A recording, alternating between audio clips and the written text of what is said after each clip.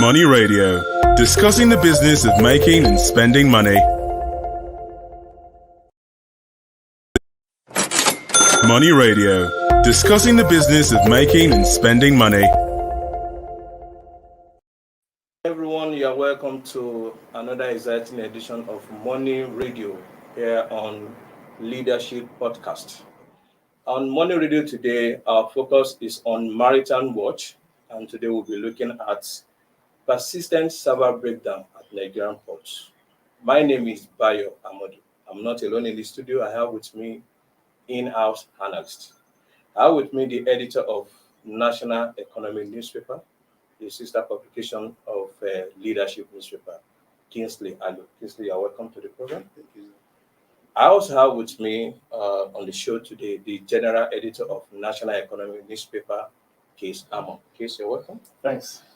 And I have with me another top editor in Leadership Newspaper, Innocent Odo. Innocent, you're welcome to the program. Thank you very much. Yeah, the issue of persistent server breakdown at Nigerian port has constituted a problem and is having attendant effects on the operations at the ports.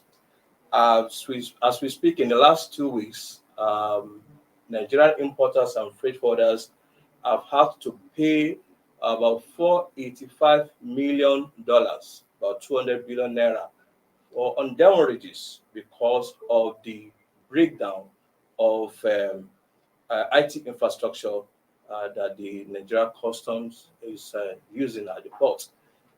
Today, we are being joined from Lagos by the managing director of WebFountain. WebFountain is an ICT company that is managing IT infrastructure for the Nigerian Customs. We have with us on the show today the managing director of the company, Mr. Okwe Babalola. Okwe Babalola, you're welcome to the program. All right. Thank you very much. Thanks for having me. Yeah, it's nice having you on the show today. Let's just go straight to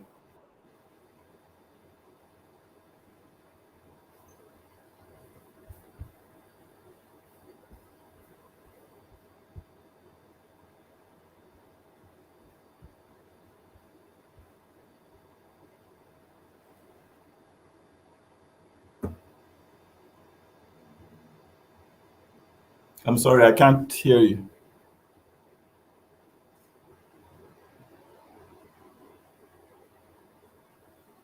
the editor of National Economic Newspaper. Kingsley, this has been a recurrent issue at the Nigerian port, the issue of server breakdown in the Nigerian port. And from the way things are going now, it is the importers that are bearing the brunt. Importers are the one paying for this. What do you think is wrong? Yeah, it should be the other way around. I'm thinking that Nigeria Customs Service should be apologizing to the importers. I'm thinking that it's very, very wrong to force them to pay this kind of money. It is against the spirit and the letter of trade facilitation. It's against the ease of doing business, which government has been singing for the past few years. It's very, very wrong. And I'm thinking that customs should be able to also tell us why, in spite of the fact that this is their problem, this is their challenge. They are forcing these people to pay this. Because right now, I can bet you, the operations at the ports are basically manual. And this causes the delays and all the rest of them. So far, I don't think it's fair. Okay, thank you, Kingsley. I think we have Mr. Okwe back on the program. Mr. Okwe Babalola, if you can hear me, we were just talking about this problem, the problem of server breakdown. Your company is responsible for providing this IT infrastructure for the Nigeria Customs Service. Yes. What do you think is the main problem why we have been experiencing persistent server breakdown? Thank you very much. I read the reports in the newspapers like everyone else, and sometimes I'm actually very surprised at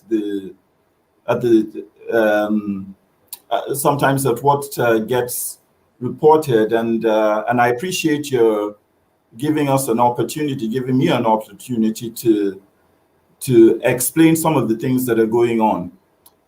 We obviously have no pleasure at all in the traders, the agents, and everybody else involved having problems at the ports, and it doesn't serve our client, the Nigeria Customs Service, well at all.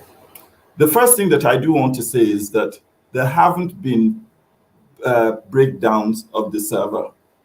That's the first thing. Our servers are secure and our servers are actually fine. I'll tell you more about that a little bit later, but it has not been an issue with the servers. One of the things that we found was that at certain times of the day, partly because of the load, generally between about 11 to 2 o'clock, thereabouts, on several days, there was very, very slow service. The volume was causing things to go very slow.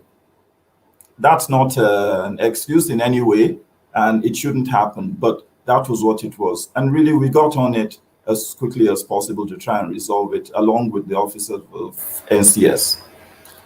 The servers are fine and very capable, but if you recognize the nature of IT infrastructure anywhere around the country, we work not just on our own, but also with other structural providers. We may have the best computers and the best printers and the best software and everything and hardware and all of that, but we also rely on telecommunications as well.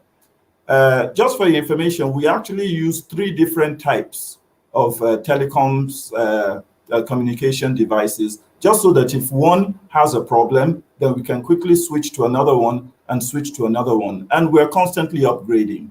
So in most of those instances, it reached a point in the day when the load on the telecom service was a lot and it was slowing down the service. That was a lot of the problem.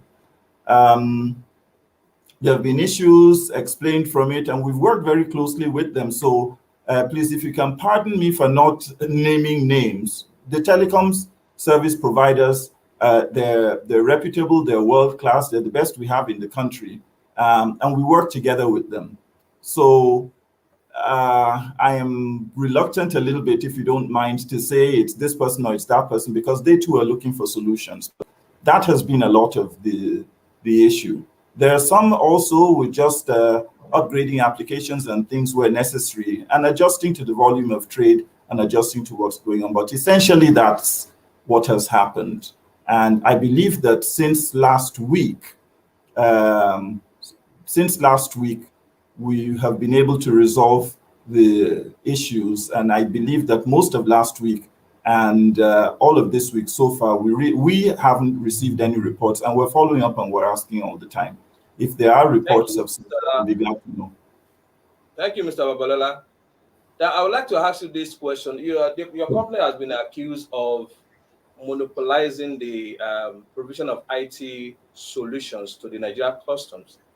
What's your take on that? You know, it's a very sensitive service. This is something that if there's a problem in customs IT solutions, it affects the entire country. It also causes a lot of problems for national revenue and even for national security. So it's something that we all take very, very seriously.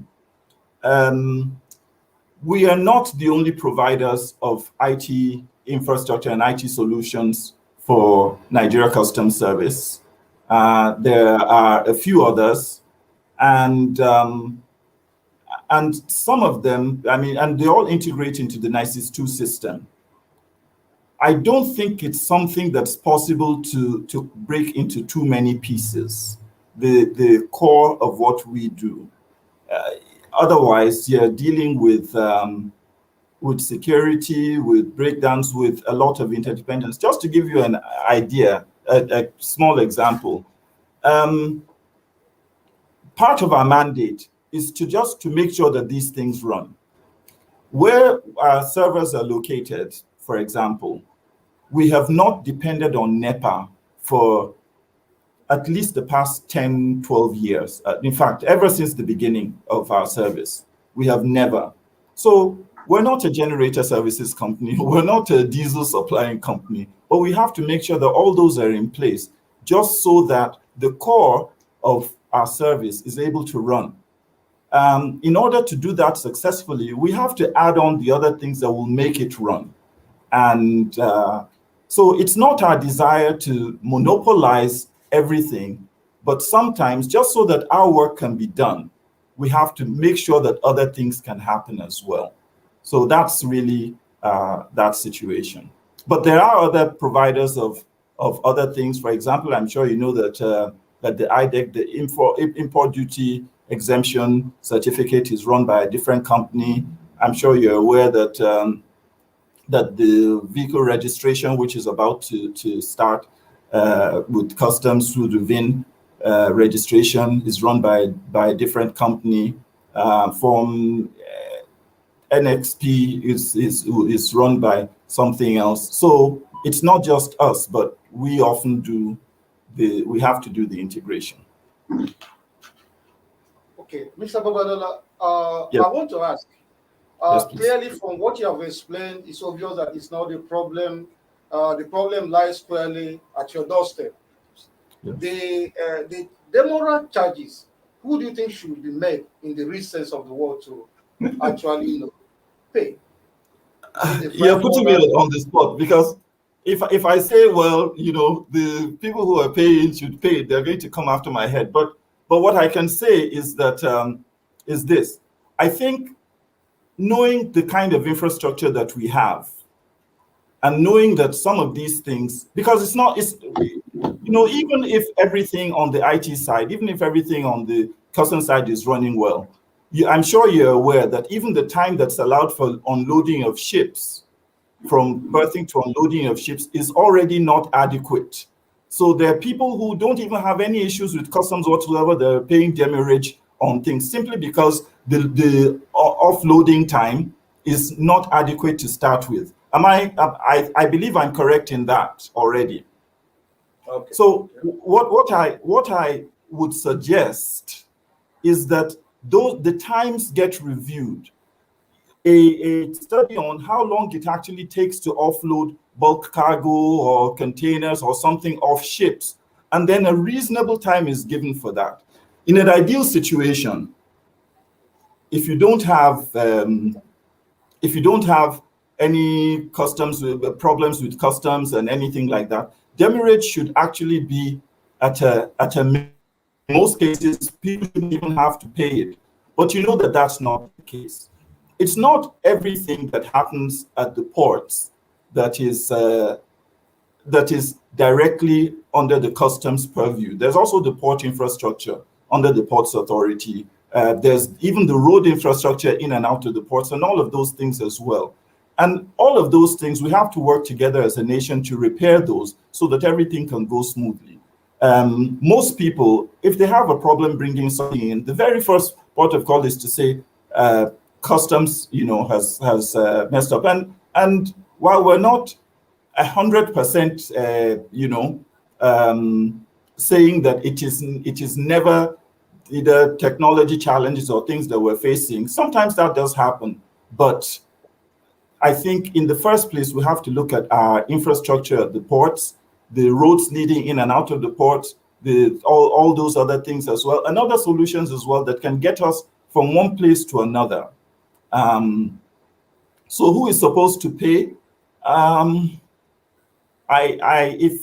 If I can indulge your permission to not have to answer that question, but I think a solution would be to review the times that it takes, the times that is given, that's permitted before demurrage charges start to roll in. Okay. Thank you. Thank you. Yeah, Mr. Babala, thanks very much for the information you've been giving us. There is something that concerns me. Sure. The story today says importers have been diverting to other ports, neighboring ports. We're talking about Ghana, Cameroon, and you know them. Now, my question is, for importers to make the decision to start diverting their imports to neighboring ports, it takes Yes. time. There must Yes. be a trend. Yes. And that means, well, to me, it means this thing has been going on for some time. There have been glitches, several Yes. glitches over time, which makes it more expensive or more tedious for Yes. importers. My question to you now is, how long has this been going on? I asked the question because, like my colleague just asked, he was asking about who bears the brunt. Ultimately, is the Nigerian consumers that bear the brunt because importers are not going to bear the brunt. That is sure. They are going to pass the cost to us, which has inflation implications. Now, back to the question: how long has this been going on? Well, first of all, the report is not accurate. I'm really not sure where it came from that they're diverting and so on and so forth. That's the first thing. At least it's not because of the infrastructure there. To be frank with you, the level of technology that NCS deploys at Nigerian ports is is far and above what obtains in most of the neighboring countries. I'm familiar with the ports in Ghana, in Cote d'Ivoire, in Benin, for example, as just some of our local ones, our neighbors, and Nigeria is way ahead in terms of what we implement here. WebFontaine functions in some of those countries as well. WebFontaine operates in Cote d'Ivoire, in Benin, among others. What we deploy in Nigeria is way, way, way above what we deploy in those places. People divert for different reasons. I'm sure you are also very familiar with the fact that Benin Republic and Togo or have been very huge places for as stations for smuggling into Nigeria. It's not because of port infrastructure. It's because they've found a way, which we've complained to, which the Federal Republic of Nigeria has complained to ECOWAS about undercharging fees. And then they'll pay fewer fees there, and then they'll bring them in. In some cases too, even goods that are destined for Nigeria, they will first collect their own port charges there and duties and so on and so forth. They will first collect there unfairly and then try and move them through. So, and then try and smuggle them at night. We're all familiar with that scenario of what happens at those places. So the report is really not correct. It's not. And I think I would like to see some evidence. Like I said, I'm familiar with the port operations in several of those other countries as well. So I think it's a pity. Like I said, we need a revision of some of these things. We need a revision of it. We need to, just to give you some facts, in Nigeria ports, we're processing a lot of goods. In 2019, up to this time, up to the end of August 2019, customs had processed about 700,000 single SGDs, single good declarations. So that was 2019. In 2020, up to the end of August, customs had provided about 820,000. That's up from 700 in 2019. So far this year, customs has processed over 1 million, about 1,100,000 up to this point. So even if revenue-wise too, I'm sure as you're aware, up to June this year, customs had already hit 1 trillion naira. Some of it, yes, exchange rate, but again, as I said, the number of declarations that have been processed has gone up astronomically. So if they're diverting it, then I don't know what it is, because we're getting a lot of volume and a lot of volume increase in the things that we're bringing in. All right, Mr. Balola, thank you so much. Please hold on with us because we are going on a short break. And Sure. when we return, we'll continue the discussion. Please Thank you very much. Thank you.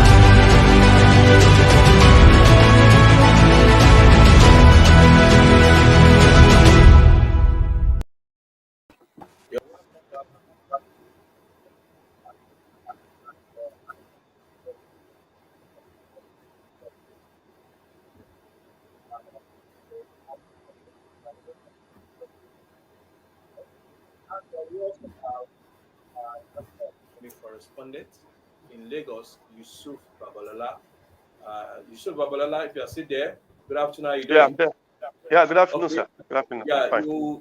you wrote this story, which is Yeah. the lead story for national economy today. Yeah. What is the situation of things with the at the Nigerian port at the moment in terms of congestion? Has there been any difference, or the situation is still the same? Yeah, to a very large extent, that this morning, we had one of the clearing agents, president of the Association of Freight Forwarders, African Freight Forwarders, in our in the morning program, and he's still saying the same thing as that this morning when he appeared on the program on the leadership podcast radio program. He said it's still the same, but the fault is not customs fault in the sense that it's not customs that is even charging the demurrage. The demurrage is being charged by shipping companies and terminal operators. Shipping companies in terms of demurrage on container, I mean the box, then the space it is occupying in the terminal, that is storage. So they are charging for storage, terminal operators are charging for storage, while shipping companies are charging for demurrage. And you can't blame these people. They are businessmen. They're in Nigeria to make money. They're in Nigeria to make profit. Because if the boxes are still in the port, it's still occupying space that another box should have taken. So as at present, as at this morning, when the affluent president spoke, he said we are still having the same issue. Okay. All right. Let's now look at what should be the possible solution to this problem. Innocent Odom, he also covers ICT for Leadership newspaper. Now, this is an IT problem. Now, in the 21st century that we are, and we believe that we should be making progress. Now, in your own view, what do you think should be the way forward out of this? Well, I can only call for efficiency in management of the ICT process and systems there. because even if he just mentioned, our correspondent just mentioned there that it might not necessarily be the fault of the customs, because those charging the demurrage are also business people. But the problem is that from the start, something went wrong before those charges would be imposed on them. If the ICT system had been very efficient, then they would have cleared a backlog of all those kind of products before even any company or any businessman will start thinking about imposing a fine or charge or demurrage on the businessmen and the importers. So I think basically we shouldn't completely exonerate the customs and their system of managing ICT from this whole thing, because they are the nucleus. Everything is revolving around them. So once they fail, then you cannot blame all the other people who are trying to exploit the situation, because they're just businessmen. So I think I simply put it squarely on the failure, or the persistent failure, as I've said here, on the ICT system of the customs and those managing them.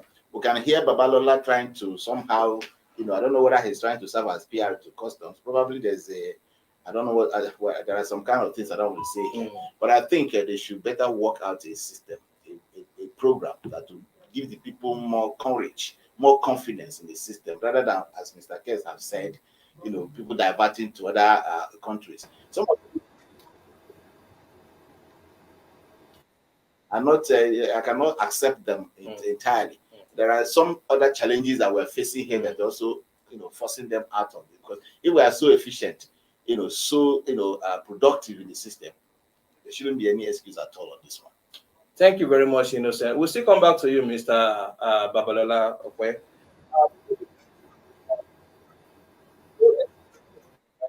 ICT infrastructure and all this is to help facilitate trade at Nigerian ports.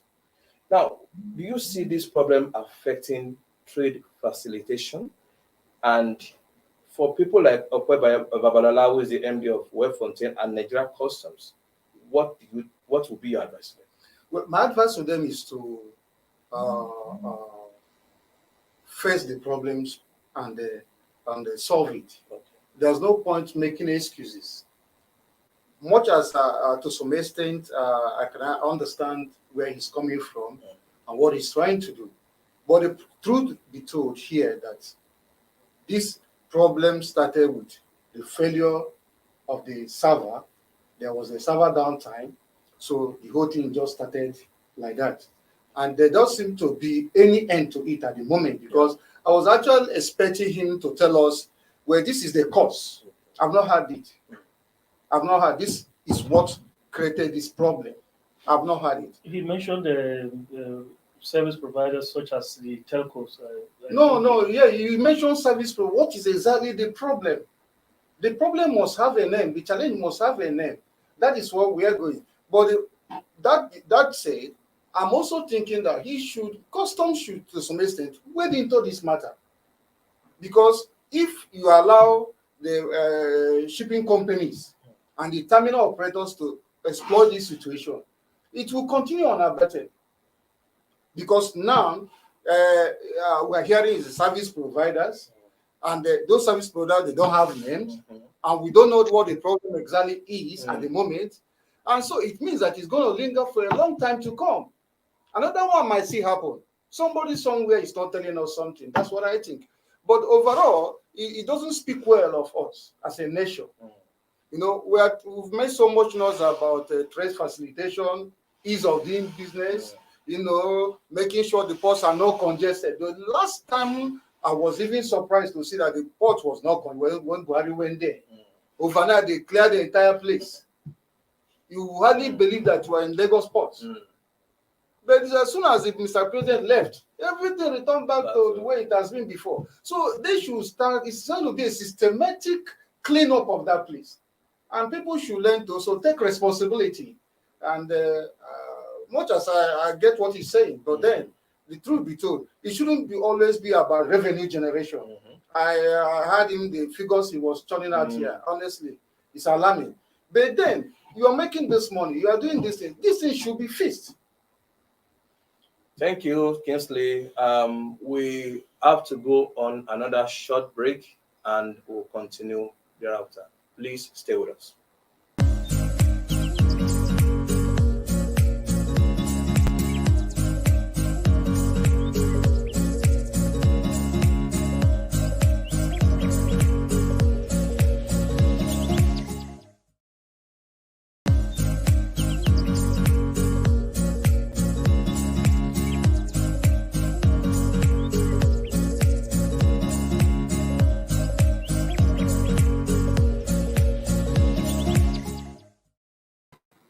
You're welcome back to Money Radio on Leadership Podcast. I don't know if we still have Mr. Okoye Babalola with us.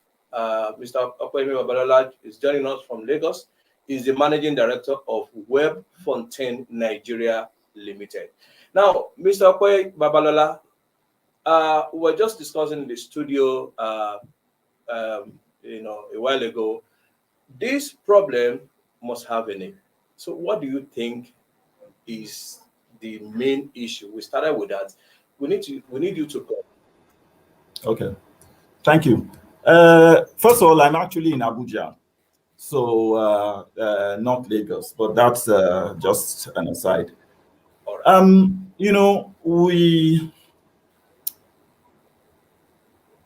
We talked about the problem must have a name. The name of the problem is also the name of the solution, and it's technology. Okay. The servers have not broken down. The servers have not been down. We do regular penetration tests and so forth. So it's not the problem is not that the servers are not working. And for information as well, we actually have the servers. NCS also has a complete mirror server, a disaster recovery facility, whereby that has everything that is had, at the headquarters, so that if something should happen and for some reason complete breakdown, a bomb drops on it, anything at all, without a blink, the disaster recovery center is up and running exactly like the original. So again, I want to reiterate, it's not a problem with the servers. The problem is that anything can happen. There was a time about 2 years ago, we had a time there was some very bad storms. Telecom masts were blowing down. A couple of them fell. If any of you was at the ports at the time, you'll know what I'm talking about. So again, Web Fontaine, we do not put up the masts, but what we do have, but we had to learn lessons from that. So we have the masts, we have fiber, we have the KU band, different ways of communication. Every problem has a solution, and I agree 100% with the gentleman in the studio. Every problem has a solution. It's the nature of technology that occasionally you may have something that happens, no matter how well you prepare. When that does happen, then you look for the best way for that not to happen again. In the most recent one, I still contest that this problem, as they're calling it, the persistent problem, and that it's ongoing. I still contest, and I will again look into it even in more detail. But we did a very deep and thorough study into what the problem was and how to resolve it. And NCS, I'm not here. NCS is our client, and we serve the Nigeria Customs Service. I'm not issuing NCS talking points. I'm just stating the facts. But the management of NCS also asked us the same questions, and we had to satisfy them about what the situation was. So one of the PROs at the ports recently told us that said that no, these stories that they're not as reported. But anyway, we'll get to the bottom of it and we'll figure out what it is. But there's no reluctance on our part or on the part of NCS managers to resolve it. As anything comes up, we identify and we find out. So we're very happy to do so. So the name of the problem is the same name as the solution. It's technology. Find out where it went wrong and continue to find the solutions. That's probably what I can say at the moment, and hopefully we shouldn't be talking about this in another month or in another couple of months, which is not to say that something else might not happen. But as that happens, we'll figure out how we're going to overcome that too. Even the mobile phones that we use and the laptop computers that we use, they have problems and they crash and other things happen with them. We figure them out and we solve them.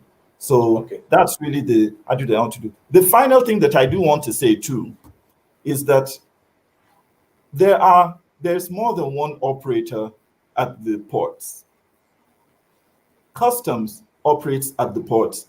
The Port Authority also operates at the ports. Anything to do with the physical structures and most of those things are the purview of the Port Authority. We are very, very happy, I can tell you, we're very happy to provide whatever assistance we can give. But even the nature of it is that Port Authority is under a different ministry than Customs.